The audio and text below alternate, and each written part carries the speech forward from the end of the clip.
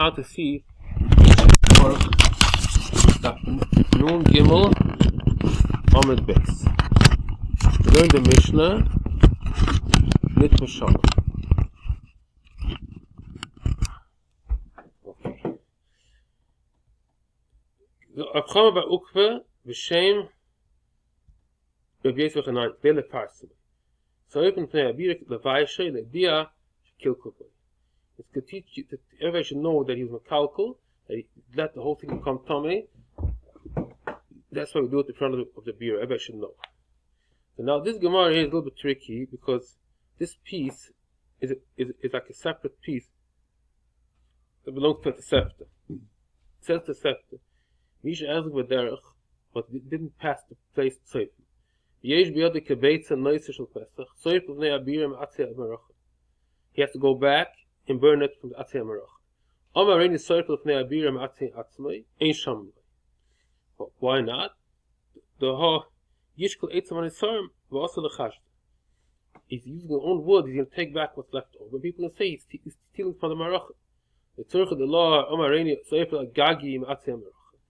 He wants to use his own wood on the, but he wants to use the wood of the maracha. I'm sorry, the wood of the maracha on his own roof. He's going to, by mistake, use the leftover. So the only solution for this person is to take the wood of the maracha and burn it in front of the Beis Hamikdash. Again, we're talking here about a guy that passed, did not pass Tzoyfim yet. He's on his way home, and he reminds himself that he has in his lunchbox a piece of noiser. Now, this piece of Yerushalmi here is a new thing. This is already goes back to our Mishnah. It says nitma mi'utay v'anoiser. It says you burn it in your own rooftop. The Mishnah says, yeah, if a person has miyut and noiser, why don't you go in front of the beer? Go back to our Mishnah now. This was like a closed statement that goes on that. This is the sefta that's brought down in the third page.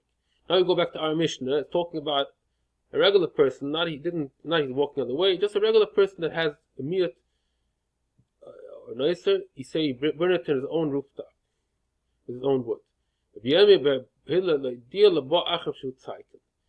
he said at the end of the Mishnah that the people that are stingy, they go to the beer. So if everybody's going to come with his own wood, then people are going to say he's not stingy. He uses his own wood. So we want to know, everybody should know, if you see a guy standing in the beer with a small piece of meat, you know for sure he's a stingy guy. Because the people that are doing kalacha are not doing it from the beer. They're doing it on their rooftops with their own wood. They're not coming to the Beis Hamikdash with their own woods. So, I guess this case where a person went on the way, this is an exception to the rule. But this is most people.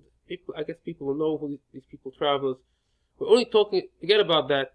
We just said before, certain people that travel, they use the wood of the maracha. Normal people, we know if you see a guy with a small amount of meat burning it in front of the bira, you know for sure he's a stingy guy. Because anybody else that wants to use his own wood does not come in front of the Beis Hamikdash. That's why we tell everybody, don't use your wood in front of the Beis Hamikdash, because we want everybody should know that the guy that's standing here is a stingy guy. He calls him a tzaiken. It means Mishnah wants people should be aware this guy is a tzaiken. That's why he's burning it from here. People should know, should see him, see this guy, he's the only one standing here. Nobody else is here, because if somebody wants to do with his own wood, he will not do it here. He'll do it on his rooftop. Now it goes back to what before. This Shalom is like two subjects here in one. It means since he's only a traveler, that's why you can say he can burn it with atzei maracha. He holds the bira is a certain actual place that was called bira.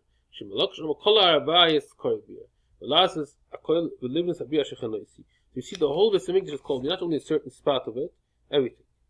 So the Mishnah, that's halacha. If it came tamei or yatsa, you burn the whole thing. However, if the bayim became tamei, then then you need Ibitzir because it's not a psula guf. So you have to wait till it make lina, then the next morning you burn it. Since the mice, nobody to eat it because the Baalim are dead or the Baalim are tummy. So we say you can burn it. Tana Abchia, Pigel Psul Gufu, Nisrif Miyad. If the Baalim Moishe Meisu, Psul Machshe, Ton Tira. That's what he knows. It's not a Psul Guf, it's a Zaiti Gazach, it's a side thing that you need to do. Wesem is nicht Omer Kain, Pesach Shayotzish Nitma, Nisrif Miyad. It's a Psul Guf. If the Baalim Moishe Meisu, since it's a Psul Machshe, it's here. It's just saying, the Mishnah says what the Abchia said. They both say the same thing. Nechemia holds that the reason why they burned the Seir Achatas in Pashas Shemini is because everybody was an oinan. Nobody could eat it. Aninas.